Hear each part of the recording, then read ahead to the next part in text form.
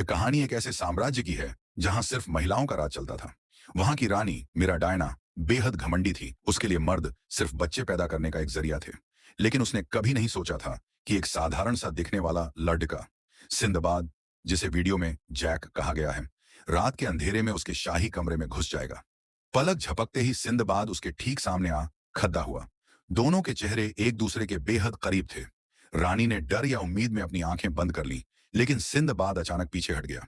उसका मकसद रानी के साथ कुछ करना नहीं, बल्कि उसकी जादुई शक्ति वाला demon God necklace, metal vessel, चुराना था। सिंदबाद को मुस्कुराता देख रानी गुस्से से लाल पीली हो गई। उसने तुरंत अपना हथियार उठाया और चिल्लाई, मैं तुम्हें दिखाऊंगी कि कोई भी मर्द मुझसे नहीं जीत सकता।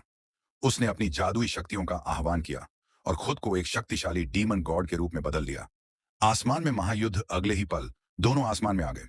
सिंदबाद ने भी रानी के नेकलेस की शक्ति का इस्तेमाल किया और एजोर ड्रैगन, व्हाइट ड्रैगन, वेलेफोर के रूप में बदल गया। दोनों ने एक साथ एक जैसी जादुई शक्तियों से हमला किया, जिससे उनके हमले आपस में टकराकर खत्म हो गए। रानी के चेहरे पर अभी भी घमंड था। तब सिंदबाद ने रानी का वो नेकलेस हवा में लहराया और एक नया मंत्र पढ़ा।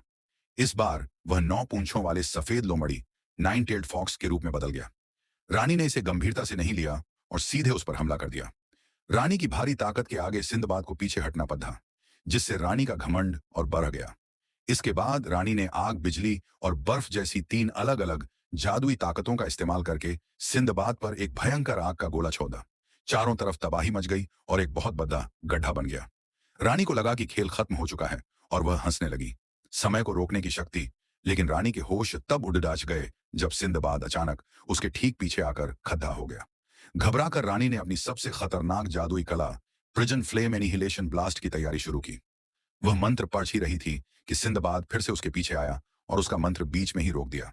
रानी पहली बार असली खतरे में थी। उसने बार बार सिंदबाद पर वार किए, लेकिन सिंदबाद अविश्वसनीय रफ्तार से हर हमले से बच रहा था। रानी एक मर्द से हारने के इस एहसास को बर्दाश्त नहीं कर पा रही थी। असल में सिंदबाद के पास समय को रोकने की शक्ति, टाइम पॉज, थी। वह पूरी दुनिया की हलचल को फ्रीज कर सकता था। रानी के लिए जो पल बहुत धीमे चल रहे थे, सिंदबाद के लिए वो सामान्य थे, और रानी इस बात को समझ ही नहीं पा रही थी। आखिरकार सिंदबाद ने रानी को पूरी तरह हरा दिया। इस लड़ाई के बाद रानी का घमंड टूट गया और वह दिल से सिंदबाद की ताकत की कायल हो गई। अगले ही दिन उसका बर्ताव पूरी तरह बदल गया और उसने खुद आगे बढ़कर सिंदबाद को अपने महल में बुलाया।